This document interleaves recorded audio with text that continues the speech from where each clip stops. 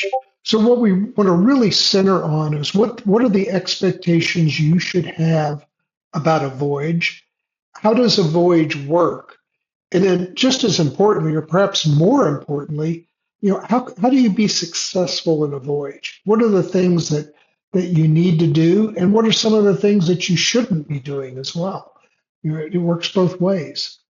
So at any point through this, if you have a question, feel free to post it in the Google Meet chat, or you can speak up in the voice channel.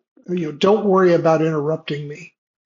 Um, so again, I'm glad everyone's here. And with this, we'll go ahead and get started. So there are some changes for Voyage 56. I apologize. I don't recall if any of you besides Andres has been in a voyage prior to this. But the two changes we're implementing in Voyage 56 is that if this is your first voyage, we will ensure that the team that we place you in matches your solo project tier. Now, if let's say you did a solo project as a tier 1, but you signed up for Voyage 56 as a tier 2, we won't just move you into a tier 1 team. Someone will reach out to you via DM. It'll probably be not Corey, and we'll let you know what's going on. But the reason we're doing this is over the past few voyages, we've had people that they will do a tier 2 solo project, but then they sign up in a tier 1 team. And we've had people that do a tier 1 project that sign up as a tier 3 and for a tier 3 team. And that doesn't work very well. I mean, sometimes people's skills do match the tier they've requested for their voyage, but for someone who's doing their first voyage, that's the exception. So we're trying to do this to make sure that you're not in a tier 1 team, but everyone else in the team has tier 3 skills. So the second change that we're implementing is that if you drop out before the end of Voyage 56, you'll have to wait one voyage before signing up again. So what that means is, let's say that you do drop out, then you won't be allowed to sign up for Voyage 57. You'll be allowed to sign up for Voyage 58, which starts in November, the first week of November. And we're doing this because Chingu is free, essentially. We do appreciate subscriptions and certificate purchases and even outright donations.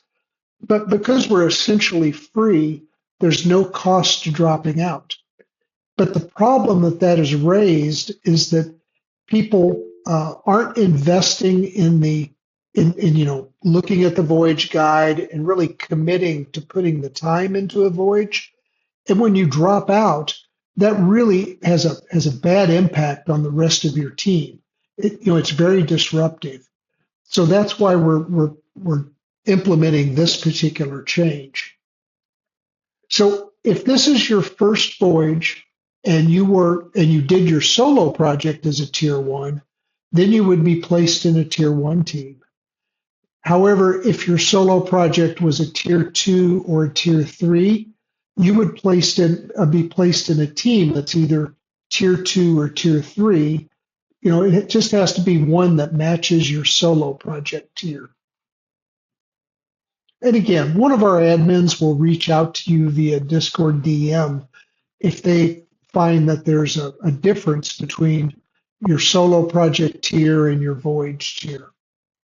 And again, this is only if this is your first voyage. If this is your second or your third or your fourth voyage, it doesn't matter because enough time has gone by. If your original solo project was a tier 1 and it's been 6 months since you did your first voyage, chances are you've advanced to a tier 2 level. So that won't be an issue. So any questions? And if I go too fast, please let me know. Okay, we'll just move on then. So how is a voyage structured? In other words, what is a voyage? Well, first of all, the voyage consists of 6 one-week long sprints. And for those of you that are familiar with Agile and specifically with Scrum, a sprint is what we call an iteration. So in Agile, we iterate on our project in some number of sprints. So in the case of the voyage, this is 6 sprints, each being 1 week long. Sprints always start on a Monday and they end on a Sunday. And we set aside the first 2 sprints for setting the foundation for your team and your project. So in sprint 1, you'll meet your team, you'll have a kickoff meeting where you discuss, what are we going to do in this voyage? And what are things like, what's our tech stack? If you're tier 1 and tier 2, we will provide you with the application that you need to build.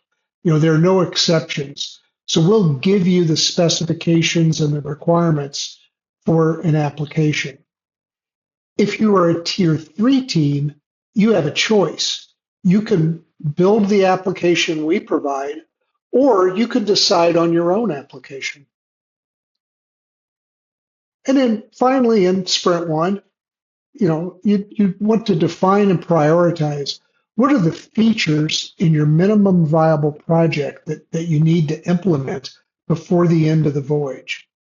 So MVP stands for minimum viable product, and it's basically it's a version of the application that meets all of the user requirements. So it's at a minimum level. Now, in sprint 2, you carry that a bit forward. You start taking these conceptual things that you've defined and you turn them into concrete plans. So you'll take that feature list and you'll turn it into a project backlog. So a project backlog contains epics, user stories, and tasks. These are very loosely defined units of work that define things like, we have to set up a database, or we have to create a profile page and a landing page. So these are all tasks that that individual members of your team will be assigned to work on in one of these following sprints. You'll also create a low fidelity wireframe in sprint 2. It's basically just a simple picture of what are all of the screens that make up your application, and what are all the data elements on those screens, the content, and what are the buttons and the links that take you from screen to screen. So it also includes the navigation. Oh, someone else is joining us. And then you'll also take a look at your team workflow. So the team workflow really defines how are you going to use Git and GitHub, to manage your source code, but it also defines things like, how are you going to conduct your meetings, and if there's a disagreement, how do you resolve disagreements within the team? Let's say that you're trying to decide on what technical stack to use, and there are 7 people in your team, and 3 are in favor of one stack, and 4 are in favor of a different stack. How do you resolve that? So those are the kind of things that you'll want to think about in your team workflow, and even earlier in your team or your kickoff meeting. Now, sprints 3 through 5 are really set aside for designing, developing, and testing your application. And we'll talk about how you decide what you're going to do in each sprint a little bit later in this hour. We'll specifically talk about, how do you use Agile and Scrum to do that. And then finally, in the final sprint, you may find that you're still doing design, development, and testing of application features, but you really also, before the last day of sprint 6, you need to provide some closure for your project. You need to make sure it's deployed. You need to make sure your README is up to date. And just as importantly, or even more importantly, you need to make sure that your application, all of the parts and pieces work well and they work well together. Now, something that you will find, some teams don't need 2 sprints to work through these first 7 steps. Some teams are able to get through them in sprint 1 in a single sprint. Some teams need a sprint and a half. There are a few teams I've seen that even go into sprint 3 with some of these still in progress. So there's no hard and fast, hard rule that says you can only perform these tasks in sprint 1 and only these 3 in sprint 2. Your team should go at the pace that's right for you. And every team is different. So different teams have different paces or different rates of working. Now, the one caution I would advise or let you know about is if you find that you haven't completed these by the time sprint 3 starts, that's a danger signal. That's a signal that, okay, something is slowing you down. What is it? And so you need to define that or identify it and come up with a resolution as a team. One really common reason for that I see is when teams can't decide, when are they going to meet each week. So, that's something that's left up to your team to resolve. And again, some team members, as part of the resolution, they give up some of their personal time, or they may stay up a little later or get up a little earlier in the morning to be able to find a common time for a meeting. Other teams use the team channel we provide a little more asynchronously. Now, having said that, we do think, I'll warn you, I really do think that real-time meetings are very valuable. I think you should be having them, but each team needs to decide on what's the right number of meetings to conduct in each of these sprints. So that was an awful lot of information in just a short period of time. Are there any questions or concerns for that matter that you may have?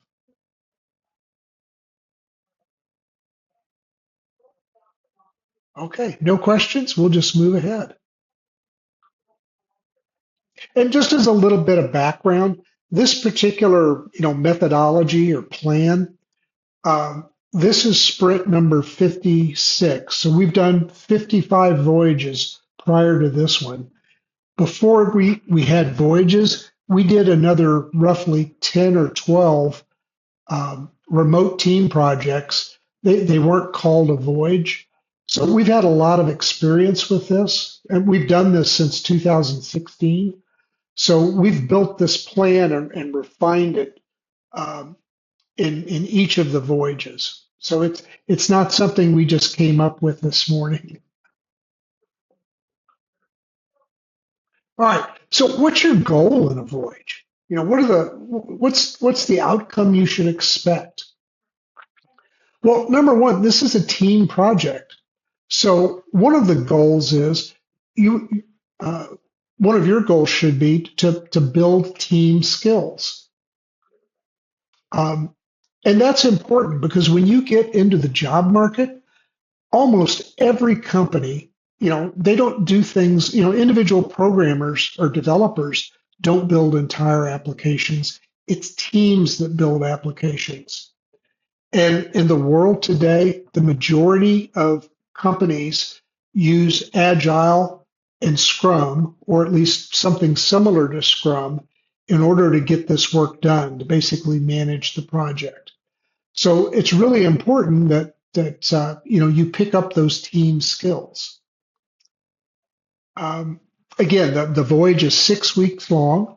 So one of your goals is to complete your application before the end of that 6-week period. Again, you'll follow the Agile methodology. and again, specifically Scrum. And as I said earlier, since the majority of companies out there are using Agile, and of those, the majority are using Scrum, that's why we picked Scrum. And we think this is really important to equip you for a job out in the marketplace to make sure that you have some hands-on experience with Scrum. Now, you won't learn everything in a single voyage, but this will give you a good start and it'll let you understand the concepts of Scrum. In many ways, I think that building soft skills is more important than technical skills. You know, if there's something you don't understand about Next.js or Svelte or uh, even a programming language like Go or Rust, there are lots of resources on the web to learn about those things. And for to learn a new language, you know, that's something that's I won't say it's easy, but it's not necessarily complicated, you know, because there's so many resources out there. Learning soft skills is a little different. You know, when you're dealing with people, you know, teammates, every individual is different and every team is different because there are different individuals in different teams. And because of that, you know, humans are really the most complex machines out there. So picking up these soft skills really takes a lot of practice. But again, this is something that you'll be able to use in the marketplace because you'll learn in a voyage, well, how do you resolve differences that come up in a team? You know, they could be just pure technical differences. They may also be, though, personal differences. You know, one of the things I'm fond of saying is that, you know, in any team, you have to be a professional.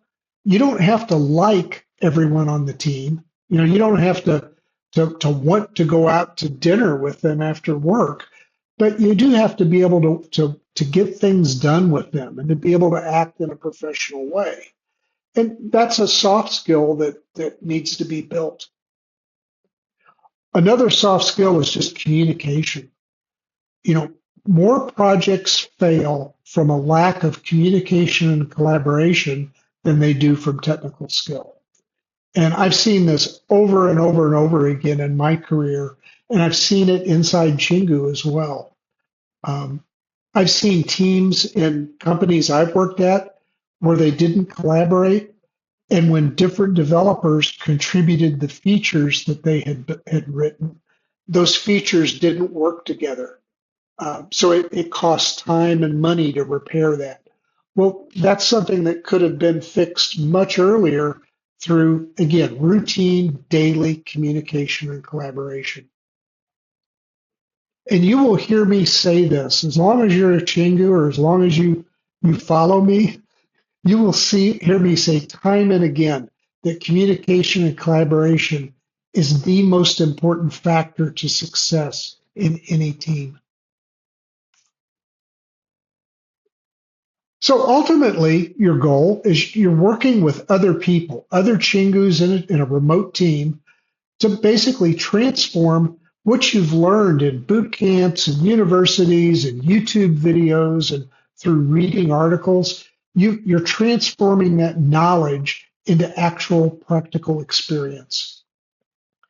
And that's really important because when you think about it, when a new job, when a company posts a new job, the people that apply for that job, everyone has relatively a similar amount of technical knowledge.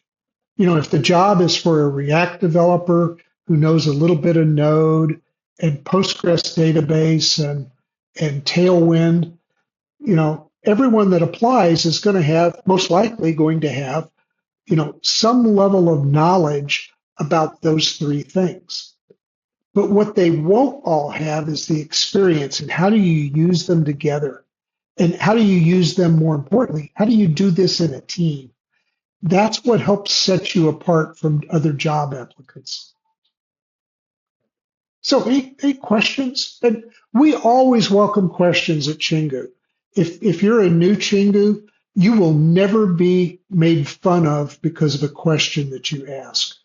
And likewise, you won't be made fun of or ridiculed for a mistake you make. We are big believers that you learn through questioning, and there's no such thing as a question that's too simple or a stupid question. The other thing is that you learn through mistakes. And if you're not making mistakes, that says that you're not trying. You're not working outside of your envelope, as it were. Yeah, what Andre said is absolutely correct. The only wrong question is the one you don't ask. Yeah, Mike, go ahead. I think you mean me. Oh, I'm Question sorry, is, Mika. I no, apologize. no, that's fine. Will every team have the same number of members on it? With product owners, scrum masters, developers, will it have the same sort of configuration of numbers, or will it vary? No, we'll dive into that in a minute, but no, there can be different numbers of individuals in a team, and there may be some teams where there's a UI UX designer and developers, but no product owner and no scrum master. The only thing you can really be guaranteed of is there will be developers on your team. But over the past year or so, we've made a real effort at reaching out to product owners and scrum masters. So I think it's pretty safe to say that you will at least have a scrum master on your team, and you may also have a product owner. So good question. I'm glad you asked that. How about other questions? And by the way, if I don't answer a question well enough or it's a little fuzzy, feel free to pin me down on it and we can drill down. Cool. So let's talk about projects. What are you going to build? So again, tier one and tier two teams, we provide you with a specification at the start of the voyage. So when you get your team channels on July the 7th, there will be a thread in your team channel titled Team Info, and it'll contain a list of who are all the people on your team, their role, and their time zone. It'll also contain a link to the project specifications for this particular voyage. We create a new project for every voyage, and that project, it's a single project for all tiers. But again, if you're a tier one team, you don't have to build a back end component to this application, or a tier two team for that matter. You could implement it as strictly a front end application. So our basic requirements will be for a front end application, but then we'll also include stretch goals for features that are closer to what you would expect for tier two and tier three teams. Now, if you're a tier three team, you get a choice. You can develop the project we provide, or you can come up with a project on your own. My only caution here is I have in the past seen tier three teams that will spend upwards of 3 sprints just deciding on what it is they want to build. That decision for what you want to build, you need to make that decision by the end of sprint one. If you don't, then you're basically you're just adding more pressure on yourself, because that means that more work is going to pile up in a shorter period of time in sprint two and beyond. So let's see. Instead of having none in a group, can't one product manager or scrum master manage more than 2 teams? Same with the UI UX designer. We've played around with that a bit, Ruth, or experimented, and we just haven't had good results. What we found is for this stage where product managers, scrum masters and UI UX designers, and for that matter, even developers at this stage in their career, two projects is at the same time is a bit too much to handle. Now, that doesn't say that there may be some people who can handle that, some Chingus, but that just hasn't been our experience. So that's why we restrict Chingus to participating in one and only one team. And we have some changes that we're working on for this year that may change that a bit. So I'll say hold on to that thought. So real quick, let's take a look at what these project specifications look like. So let's see. So this was one we did. I think this one was in Voyage 55.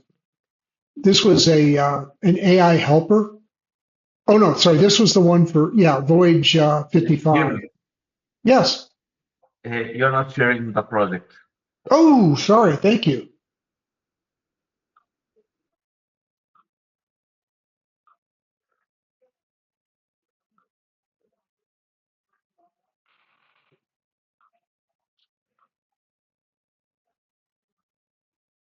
There we go. Yeah, so the Voyage project will be in the form of a GitHub repo. The README is really what matters. It contains an overview of what is it we're asking you to build and giving you some background on it. This particular project, basically, I take that back. This was Voyage 54, my bad. This particular project asks the teams that using a specific methodology for building AI prompts, it's the pentagram methodology, build an application around this methodology to allow users to structure the questions that they ask in AI, like Google Gemini. So that we provide a background about, if there's an API required, we give you background on it. But then we get down into what is it you actually need to do? What are the hard and fast requirements? So we'll tell you about the structure, the styling we expect. The bulk of this will be around functionality, though. We intentionally don't give you a lot of direction on styling because we want you and your team to have, some creative freedom around, what does your application look like and how does the user interact with it? So we'll give you some very general, I wouldn't even call this a wireframe. This is just like screen layout. What are the components on a screen? And then we'll give you some more details in text on what we expect to see in that form or that result area or whatnot. So the basic requirements are good for tier one, really any tier. The stretch goals, once you meet these basic requirements, your team should look at picking, okay, what are some stretch goals that we could implement? And that's what this section does, is it goes into more detail with some ideas. But you aren't limited to just these. You could have a very good idea of how you want to or for a feature that you want to add to the application that we haven't thought of in these. So you're free to add anything that you want to the basic functionality we've described. Now, another caution is around scope. Scope refers to what's the size or the amount of work that needs to be performed to build the application. So you want to make sure that the scope that you settle on is able to be completed within the 6 sprints of your voyage.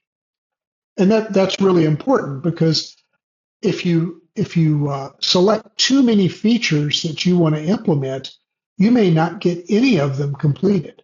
And so the voyage wouldn't be as as beneficial to you as it would be if you start small and then as time permits, you add new features over time. And that's really what Scrum and Agile are about. They're about iterative development. You define what is the minimum functionality we have to provide to our users. You develop the application to meet that requirement. And then when you've reached that point, then you start adding additional features until you run out of time.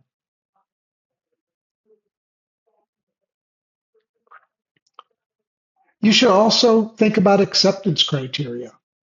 In other words, what is the definition of done? I can't tell you how many projects I've been on in my career where we got towards the end of the project, towards our deadline, and we were uncertain whether or not we were totally done. I mean, the application we created worked, users liked it, but because we didn't take time at the beginning of the project to define what's the acceptance criteria, it almost became like a never-ending development cycle. When are we done? Well, we don't know. When you get out into the real world, there's another reason for acceptance criteria. And that's because the acceptance criteria should be what you and your end users agree on is the end of the project. I've been on one project in particular where the end users, we could not get them to say what their acceptance criteria was.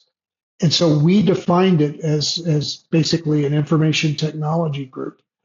And when we got to the end of the project, they kept pushing us and they became quite unpleasant, actually, at pushing that they wanted additional features. So that's just another example of where acceptance criteria is important. So we don't give you this repo, you have a different project in Voyage 56. We won't give you that repo until July 7th when the voyage starts, and you'll find it in the team info thread of your team channel. We'll provide you with the name of the application and then a link to its specifications. So any questions about projects? Okay, cool. Yeah, one little reminder here is that we have emailed whenever you join or sign up to the Voyage and you've completed your solo project, we've emailed you a link to it's actually called now the confirmation form. If you haven't submitted that, be sure that you do. We will email another reminder tonight or tomorrow morning. Yeah, Mika, you had asked a question or raised your hand. And you mentioned earlier that there was an instance where they couldn't decide on something and they got to be really close towards like the middle of the project. Has there ever been an instance where a team wasn't able to be completed by the time the 6 weeks were over? And if so, what happens in that case? Yeah, that actually has happened where either because of that or because just people on the team don't have the right level of commitment to complete the voyage. What happens is they don't finish. And it's really as simple as that.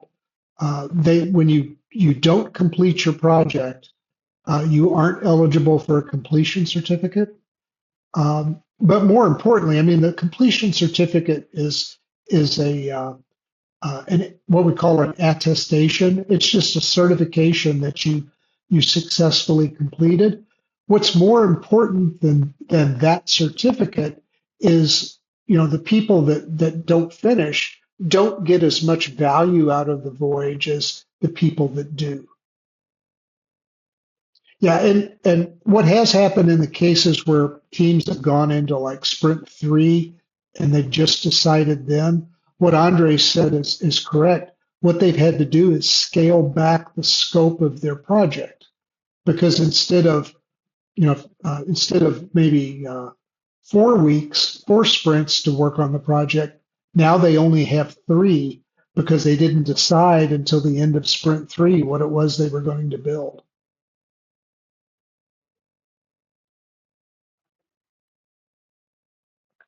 Now, I'm glad you asked that because another kind of, it's a rabbit hole we're going to go down, but another point to bring out is what is success for the voyage. So in the Chingu handbook, if you go to the voyage section, there are a series of questions and answers around how do you prepare for the voyage.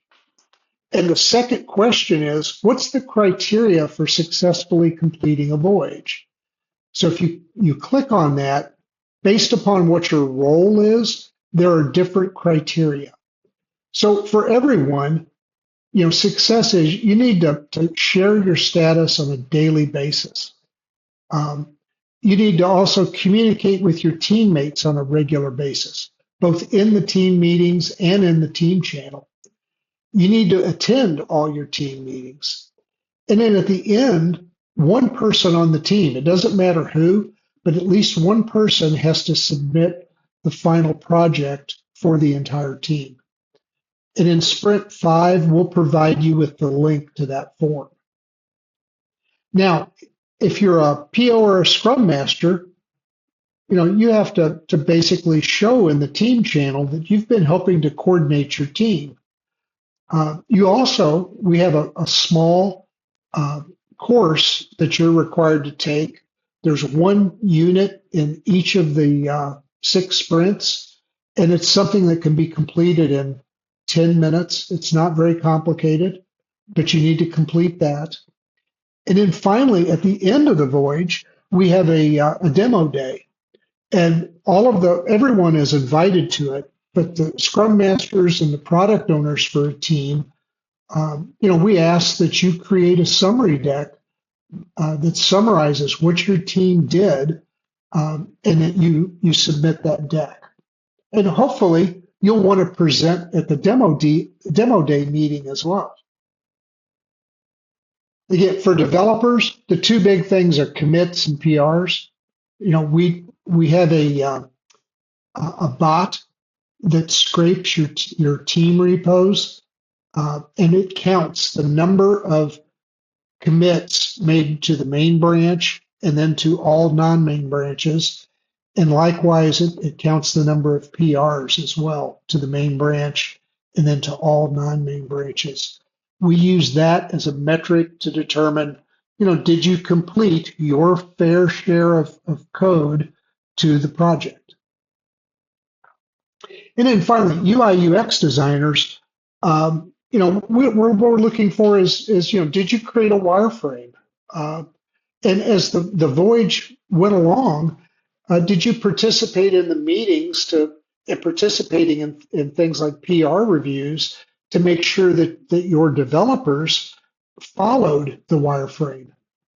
Now, there may be a very good reason why they didn't follow it, but that's something that they should reach out and talk to you about. And that as a team, if there's some very significant or major difference between the app and the wireframe, you need to have agreed upon it.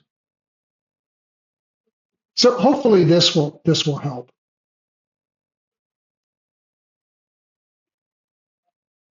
Any questions on the success criteria? Okay, we'll just move on then. So this gets back to your original question, Mika, I believe it was Mika. How are teams formed? So first of all, teams consist of a product owner, a Scrum Master, UI UX professionals, obviously web developers. We no longer have data scientists in the team. That's a little bit of a special case. If we have data scientists, we try to group them in a team of their own. You will have at least web developers.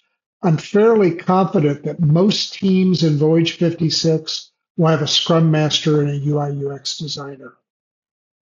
And we do a lot of outreach on LinkedIn and through some other social media channels to reach product owners, Scrum Masters, and UI UX designers. We're continually trying to build up the number of these people that join Chingu because they play a really valuable role in any project. So I can tell you a funny story. Towards the end of my career, I was an infrastructure Scrum Master, specifically around information security projects. And at the company I worked at, on multiple occasions at the beginning of the project, the web developers and even some of the managers would be, we don't need a Scrum Master. Why do we need a Scrum Master? We don't need one. And in every one of those, by halfway through the project, they were like, well, why didn't you tell us about this at the beginning? And why didn't you do this? And why didn't you do that? Or worse yet, we're in trouble. If they refused a Scrum Master, they would reach out. We're in real trouble. We need a Scrum Master now. So I can tell you that that's one example of this position and this role, and actually all of them being very important. It really does take a village. It takes a team to build an application. Now, you may also have a Voyage guide in your team. This is an experienced Chingu, someone like Andres, who has volunteered 1 to 2 hours of their week to basically answer any questions that your team is unable to answer. These could be technical questions, primarily technical questions. If your team doesn't have a product owner or a Scrum Master, they could be questions about Agile and Scrum as well. We do ask that even if your team has a Voyage guide, that you spend a little time to try to answer the question yourself. But if you go more than a few hours and you don't have an answer, that's when you can use the Voyage guide. Now, one other just note, we have advised all of our Voyage guides that when they're answering a question, don't just answer the question. Show the team, how did you find the answer? We think that's more valuable, knowing how to research and find answers, than it is to actually get that one specific answer. Oh, Andres just said that. Yep, very true. So we form teams. We follow these rules. Everyone is in the same tier. We don't mix tiers in a single team. We have tried this over and over again over the years, and it just doesn't work. What we found is that primarily, most of the time that happens, is that if we create a team and there's half of them are tier ones and half are tier twos, the imposter syndrome really sets in heavily on the tier ones. They become intimidated by the tier twos, not by the tier twos' personality or the way they work, but by the knowledge that they have. So we found it's best to have everyone in the same tier. We also try our best to keep everyone in a team within 3 time zones of everyone else. So if you're in a team, no one other teammate will be more than 3 time zones away from you. And in fact, we try, when we're forming teams, if we have enough people, we try to cut this down to no more than 2 time zones. We also look at your technical preference. So this is your programming language, your front-end framework, and your database. The most important thing we center on first is the programming language, and then the front-end framework, and then finally the database. So you won't find yourself as a let's say you're a React developer, you won't find yourself in a team where everyone else is an Angular developer. That just doesn't make sense. Similarly, if you're a JavaScript developer, you won't be in a team of Python developers. Or worse yet, see, Andres is saying that because I'm a Svelte developer. Uh, so anyway, those are the three main criteria we follow. Now, the other thing you can do though is in the Voyage sign up form, you can request that you be paired with one or more other people. It's not uncommon that we have people joining Chingu who are friends, and as long as they're in the same tier within 3 time zones of one another and have the same or similar technical preferences, we'll honor your pairing request. And in fact, we've had teams that have chosen, they've been in like Voyage. Well, we have one team that actually started in Voyage 51 or 52 that are still together. Every voyage they sign back up and they request to be matched together in the same team. So that's an option for you as well. So team size, this goes back to your question, Mika. Um, we try to form teams of 4 to 9 people per team. We have at least 3 web developers. And then if we have enough UI UX Scrum Masters and product owners, we'll add those. So that would be 6 people on a team.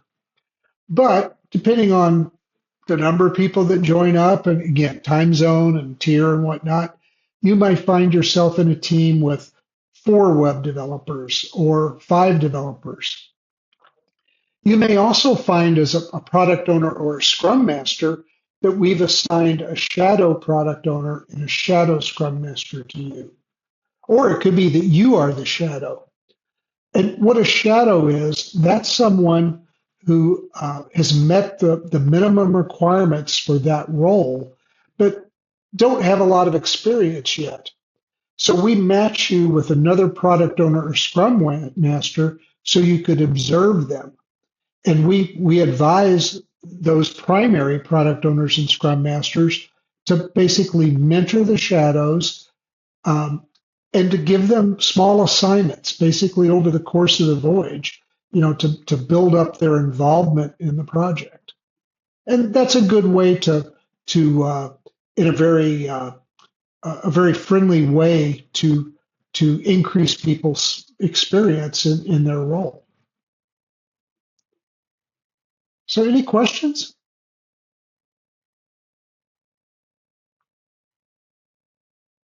Okay, we'll move on then. So let's talk about your commitment. What is it that you need to do and you need to focus on to be successful in a voyage? The number one thing, and this is all of these points are true, out in the marketplace, in the job market, at companies, as well as at Chingu. It's basically be respectful and support your teammates. No one on a team succeeds or fails by themselves. You will either succeed as a team or you will fail as a team. It won't be that, Andres succeeded on the team and I failed, or vice versa. We're in this together. Now, again, as I said earlier, this doesn't mean that you have to be best friends with everyone on the team. We all have different personalities, backgrounds, and you will find out in the job market or in companies that you will be on a team with people that, you just don't sync with, on a personal level. But you do have to work with them on a professional level, and you have to be respectful. So, that's what we're trying to build here at Chingu.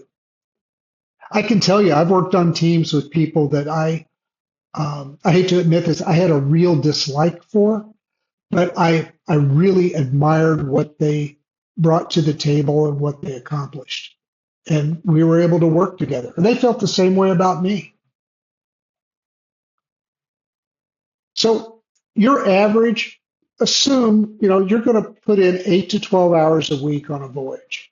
That's really the minimum. Now, we do understand that everybody has a life outside of Chingu, though. There's going to be times when your kid, your child has a birthday party, And so as part of planning that party, you're only going to have 4 hours in a given week.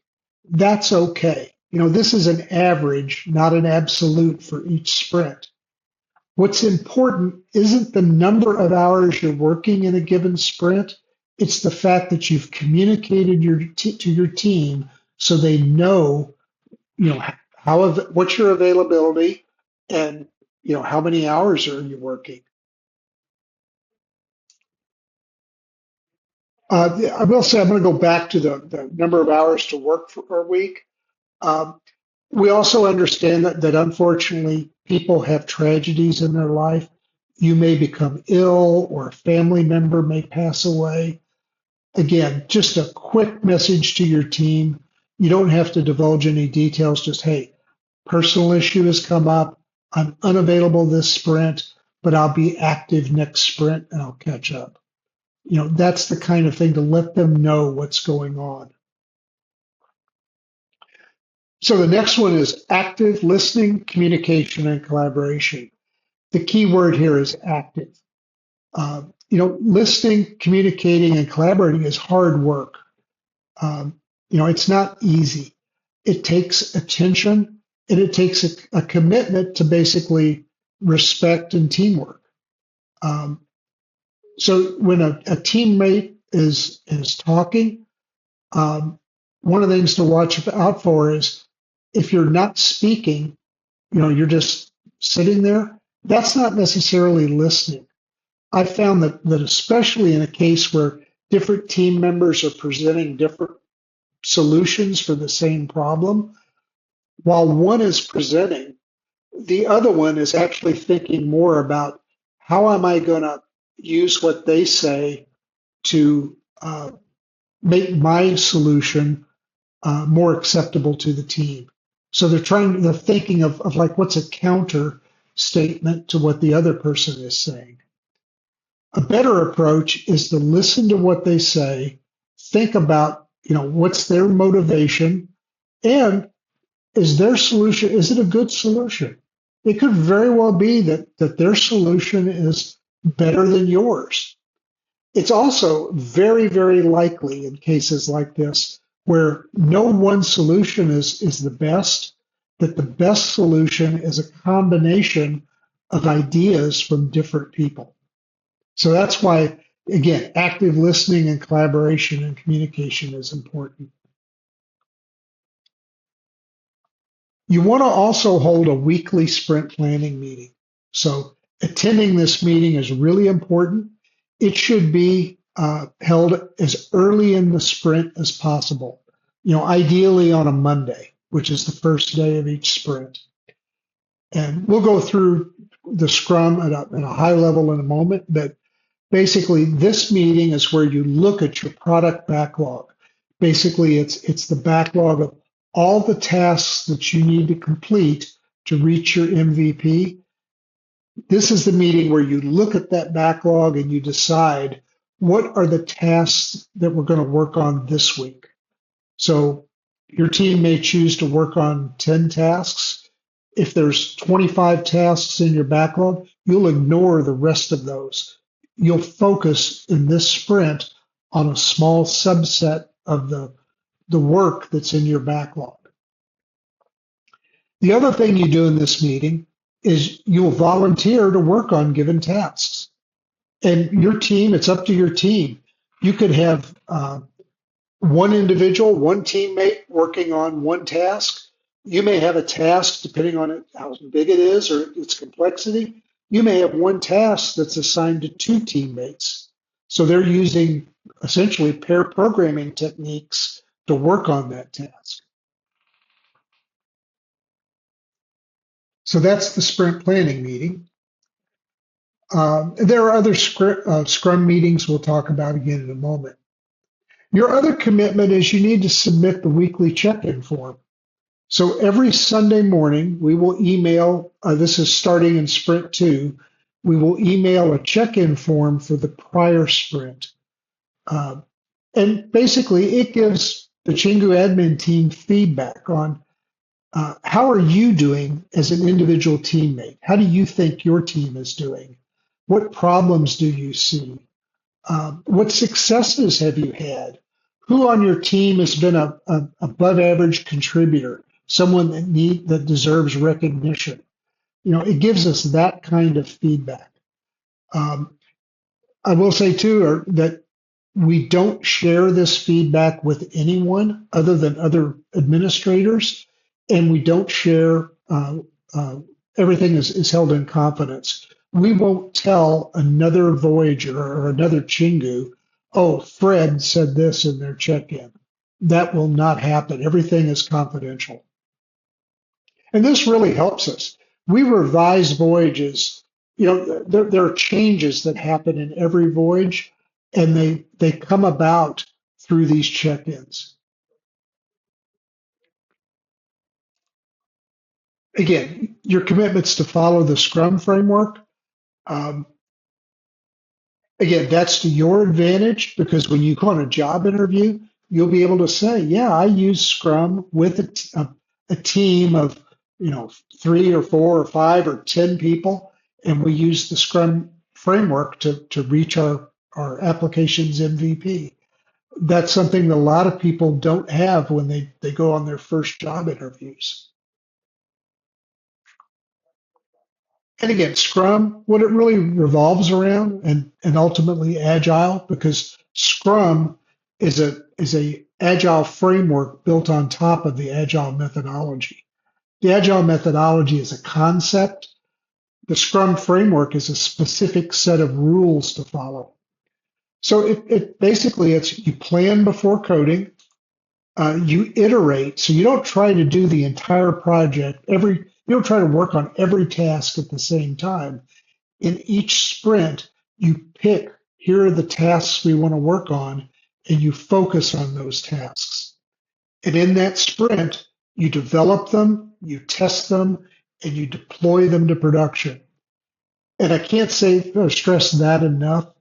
As early as possible in the voyage, I would say by sprint 2, create a skeleton landing page, choose a web host like Heroku or Netlify or Railway, and deploy your application.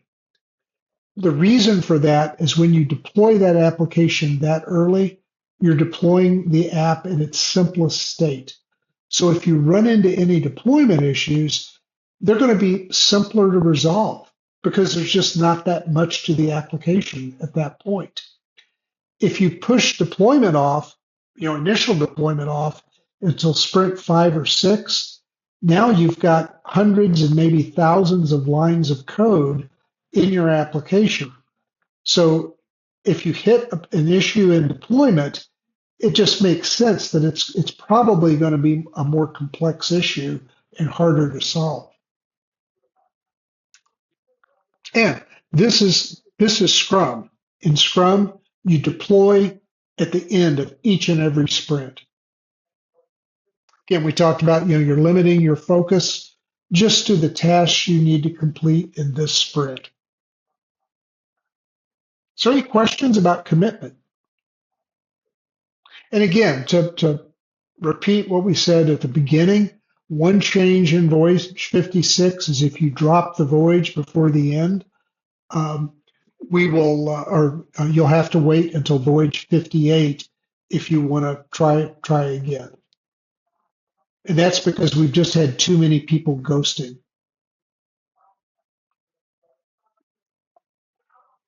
So let's see, I'm going to look. Yeah, what Andres was saying about deploying early. I'm the same way.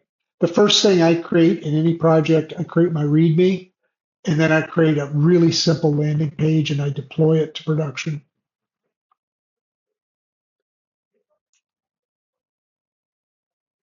So I will make a copy of this deck available at the end of this. I'll post it in the Town Hall chat channel. All of these links are active, but and I would encourage you to look at these links. Things like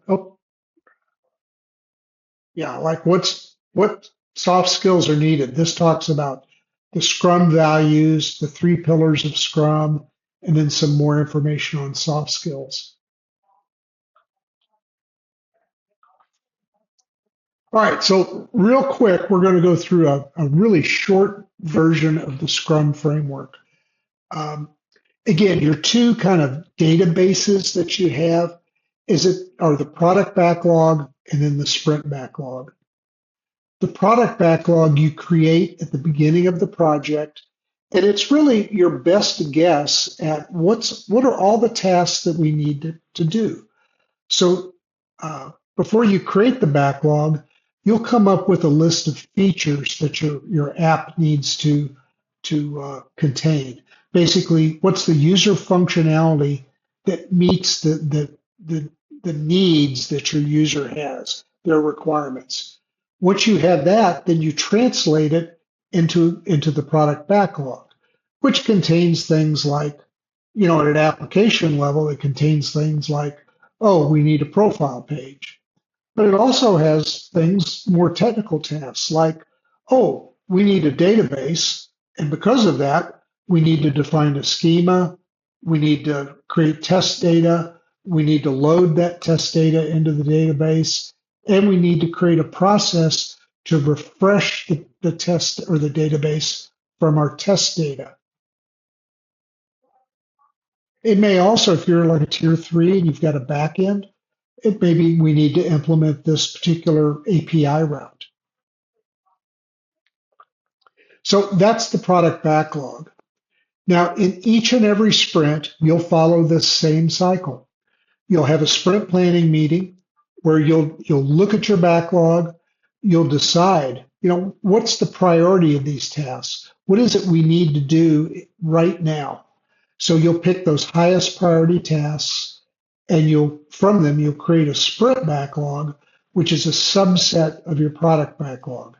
These are basically the tasks that you need to complete in this sprint.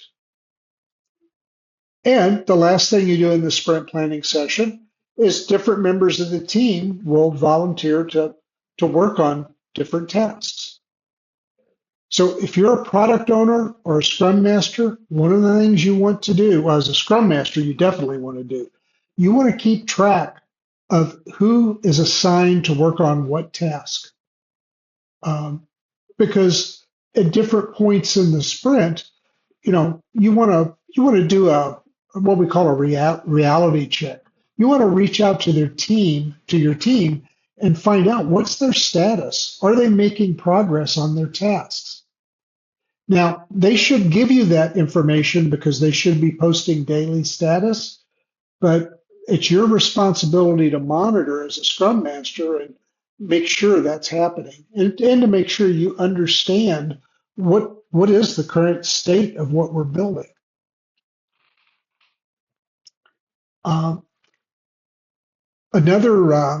The next phase after sprint planning, that's when you go into this process where every team member starts working on developing or working on the tasks that they've been assigned to. So if you're a UI UX developer in sprint 2, that may be creating the wireframe. Or it could be in sprint 3, one of the developers has caught an issue in the UI UX design. So you may have a task to basically resolve that issue. Again, if you're a developer, you could be defining a database or designing it. You could be working on a particular page in the application. But basically, what you'll do is you'll do a more detailed design based around your task. You'll write the code.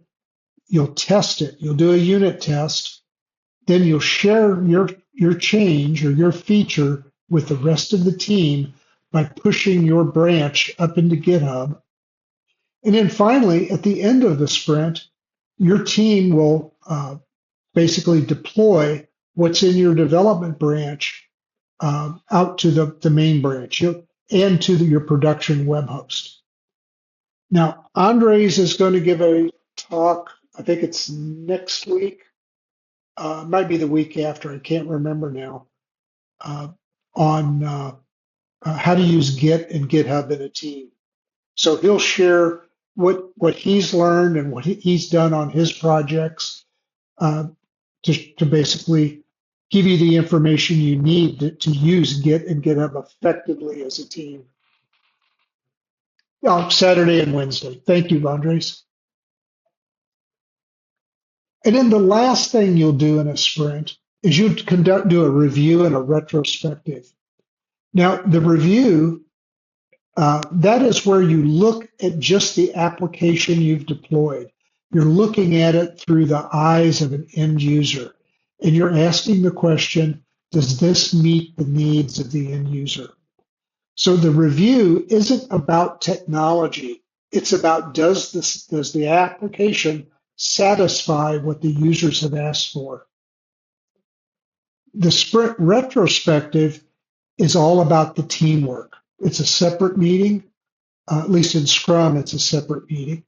And what it focuses on, it's basically where the development team is looking at how can we work better together.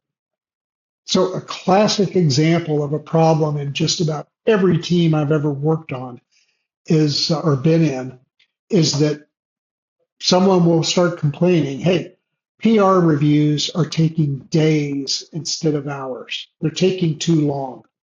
Well, the sprint retrospective is where you look at that problem and as a team, you discuss what should we do about this? So you come up with a plan to follow in the following sprint.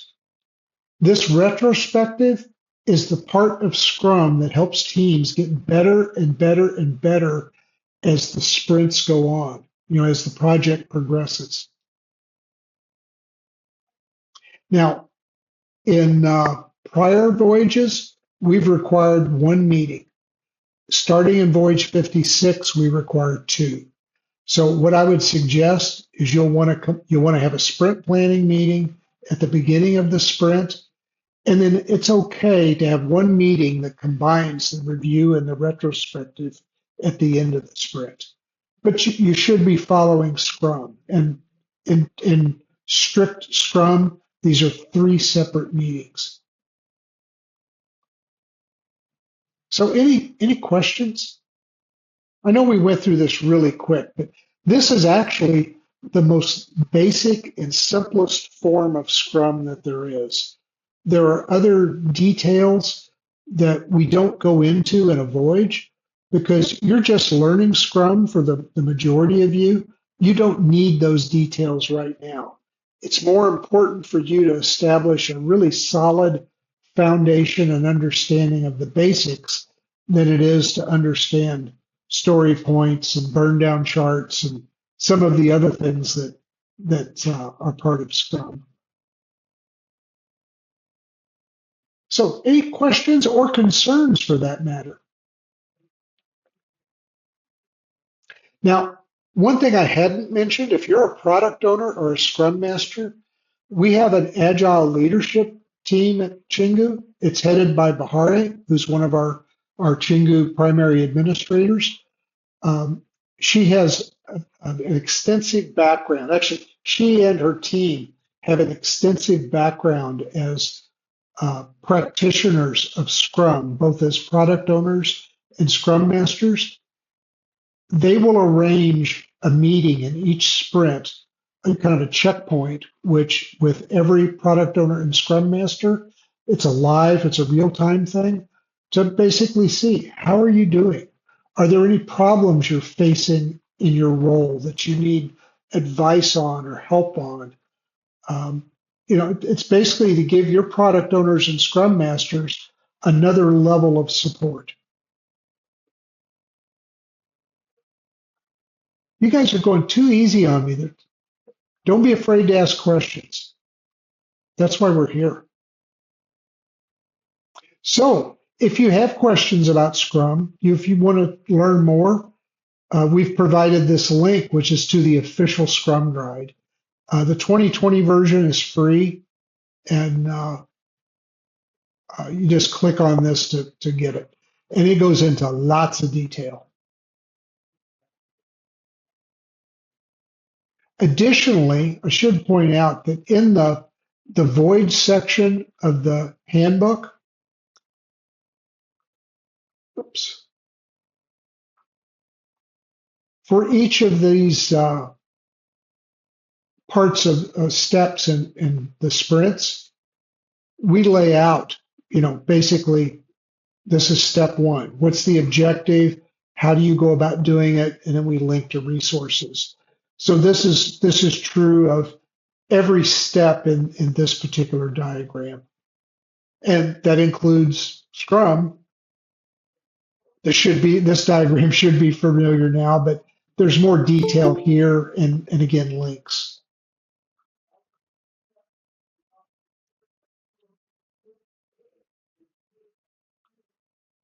All right, questions? Okay, let's move on then. So what are some best practices for success? So one of the number one things is to take a look at the handbook. We've over the years we've put a lot of time in this. There's a lot of information here, but it's very applicable. You don't have to memorize the handbook. I would say use the handbook as a guide. It lays out what you need to do by sprint in different steps. So it's a really good resource, before you start into a sprint, maybe at the end of the prior sprint, take a look at, okay, what is it we're doing in sprint 3 through 5?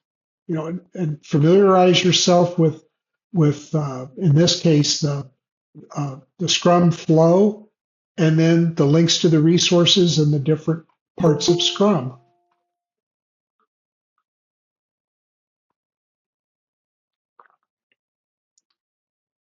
Cool. Yeah, I do want to point out too, I'm going to go back to the Voyage Guide. One second. Sorry. These up at the top, we've tried to identify what are the main questions that Chingus have asked in any voyage. And so when you click on these, they take you to more detail, like how should product owners and Scrum Masters work together? If you click on that, it takes you to a page that basically gives you a definition of how do you work together? What's the expectation of how product owners and Scrum Masters interact with one another in a team?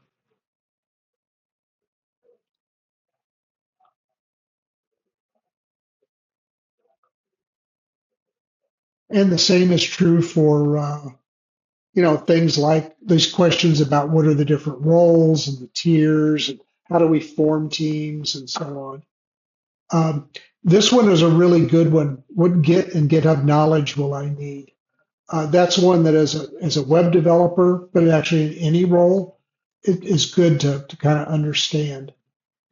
I will say that as a product owner, Scrum Master, and UI UX designer, it's good if you understand some of the Git terminology, but you won't be expected to know Git inside and out and to use it on a daily basis because your role doesn't require that.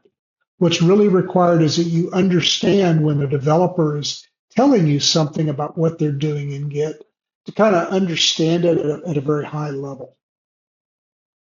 And if you're a developer, recognize that your product owner, Scrum Master, and UI UX designer may not know a lot about Git and GitHub. So do your best to help describe, what is a PR, for example, what is a commit? Try to help them out. And that way you learn how to communicate a little better with one another because you're using a common set of terminology. So another best practice, start with a small scope. Most Chingus, I'd say almost every Chingu comes in and they are, you are very motivated and very dedicated. And that's really good. That's something we really strive for and we value. The one negative byproduct of that, though, is sometimes we commit to more than what we can do. Remember, in 6 weeks, you're not going to be able to replicate Facebook or X or SAP or some other very, I forget some of the other applications, but you won't be able to replicate those really complicated applications that have taken, in some cases, decades to build. So start with a small scope. It's far more important to finish the voyage with a project that works and works well, doesn't have any unintended side effects, and has as few bugs as possible. Because you want to have a project that you can show to an interviewer.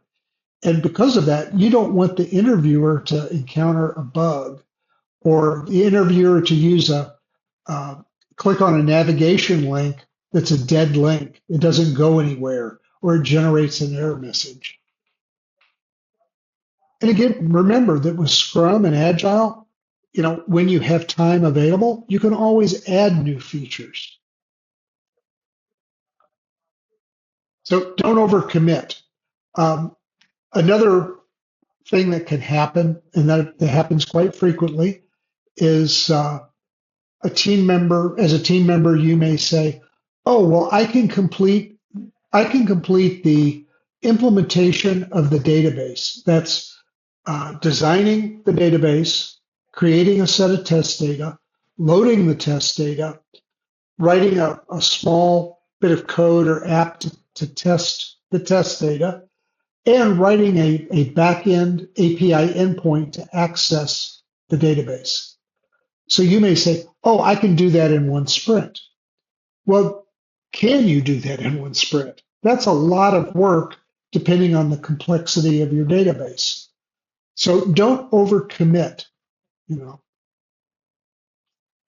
because when you overcommit, what happens is your task will carry over to the next sprint, which reduces the amount of work you can complete in the next sprint. Another kind of way to solve that particular situation, if you see that a task is really, really large, you can subdivide it into multiple subtasks. Yeah, I think we talk about that in a little bit, Andres, but we might as well address it now. We don't want you to use AI to generate code. It's okay to ask AI questions, like how to, but we don't want you to use it to generate code. The reason for that is that what we're seeing in the industry with AI is that the code generated by Google Gemini and GitHub, whatnot, these different tools. Pardon me. They're not bad tools, but a lot of times the code that they generate isn't very good. It could have performance problems. It could be hard to maintain. It may have bugs. It may not solve the problem. It could be very brittle code, meaning that one little change breaks everything. And we tested this in a roundtable. I think it's been about 2 months ago or so, maybe 3. We used 2 different AI tools to generate code, specifically a Fibonacci number generator, which is pretty simple. And what we found is in both cases, the code did not perform well, wasn't optimized, it was hard to read. And so imagine if you're trying to generate an application through AI, those situations become even worse. So again, that's the why we asked this. Again, don't generate code with AI, but it's okay. It's certainly permissible to use AI for research.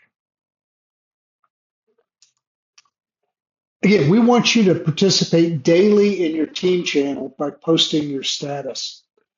And you might say, well, that's just repetitive. My status hasn't changed for 3 days. Why should I repost it? Well, the reason is if I see a teammate on my team that's had the same status for 3 consecutive days, I'm going to reach out to them. It'll probably be privately in a DM, but I'll reach out and go, "Hey, I noticed you've had the same status for the past 3 days. Are you okay?" Is there anything you need? Is there some way I could help in any way? Or is this just a case that maybe it's a very complex task? Many times what happens is that developers will run into roadblocks and they almost become ashamed to ask for help. Asking for help becomes hard. But if someone volunteers assistance, that's what that developer needs to basically pull that person in to get help. So that's why it's one reason why it's important to participate daily in your team channel. The other reason is it's a good idea to read other people's statuses. You may find that they're doing something that you need to do. They may have a technique that they're using that everyone else on the team could use to improve the project. So that daily participation is really important. And finally, and maybe this is the most important actually, is that through that status, you help to motivate your teammates. You need to attend all team meetings. Now, again, if there's a death in the family, something along those lines, God forbid if that happens, let your team know. And more importantly, let them know when you'll be able to re-engage with the team. But you are expected to attend all team meetings. And teams should use the links we provide to the Sched utility, which is a meetings. Its purpose in life is it helps you find common times for meetings, but put the effort in to find meeting times that are good for everyone. Adopt an agile mindset. Agile embraces change. One of the problems we've had in our industry is that, if you go back, 20, 30, 40, even 50 years, the project methodologies we used before Agile, they resisted change. And that's why so many times projects would get completed and they wouldn't satisfy the needs of the end user. Because these long running projects, I've been on projects that lasted 2 and 3 years. Because of that, the needs of the users changed over those 2 and 3 years. But if the project resisted that change, then at the end, they're not going to have something that the users can actually use. Well, Agile fixes that by having this mindset that says, hey, when change happens, we're going to embrace it and we're going to work it into the project. Now, it may mean that some optional feature or lower priority feature we may not be able to do. There is a trade-off on time that can happen, but the must-have features of the application will be delivered to the end user. Support your teammates. In your team, your teammates are your best resource. You should not be hesitant to ask them for help or opinions or advice. That's something I would suggest you talk about in your team kickoff meeting too. Basically stress that, hey, we're all in this together and we're here to help each other. And as I said earlier, you're either going to succeed together or fail together. You won't succeed or fail individually. And again, when you have time, go look at the 3 pillars of Scrum. This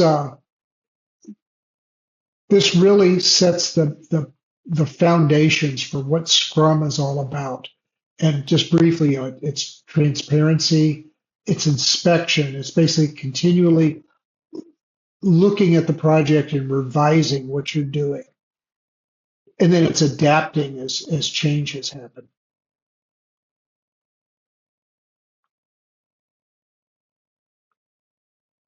So that's it. That's all I have today. There's some additional resources at the end of this deck, which I'll post this deck in the Town Hall chat channel at the end of this. We'll also post the recording in YouTube later tonight or very early tomorrow morning. But I want to open up, see if there's any questions or concerns or disagreements are valid as well. anything at all before we close this out?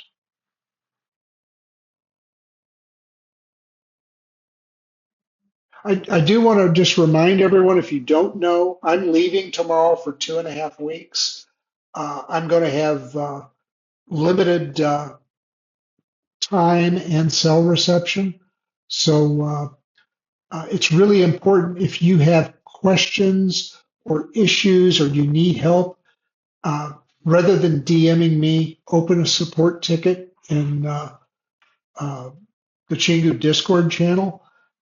We have other admins that are available to work on problems and to give you the assistance you need. And that's a good general practice because, I go to bed at 9 o'clock at night, and if you're in another continent or another time zone, and you DM me, you may not get an answer for 8 or 9 hours, until I log on the next day.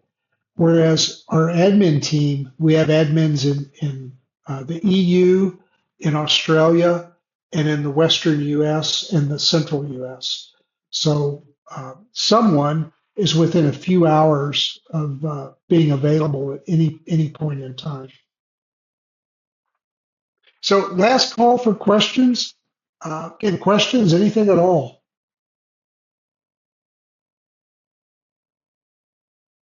Okay, just a reminder, if you haven't done your solo project, it's due at or this Sunday. If you look in the upcoming voyages channel, there's a link to all the information. The voyage itself will start the 7th of July, and there'll be more news articles posted in the upcoming voyages channel next week to keep you posted on how we're doing on the setup of the voyage. So with that, I'm going to close this out. Thank you very much for your time and for attending today and for the questions that you asked and your contributions. I really appreciate that. Everyone, hope you have a successful voyage, and we'll see you all later. Thanks. Bye-bye. Bye, Tim.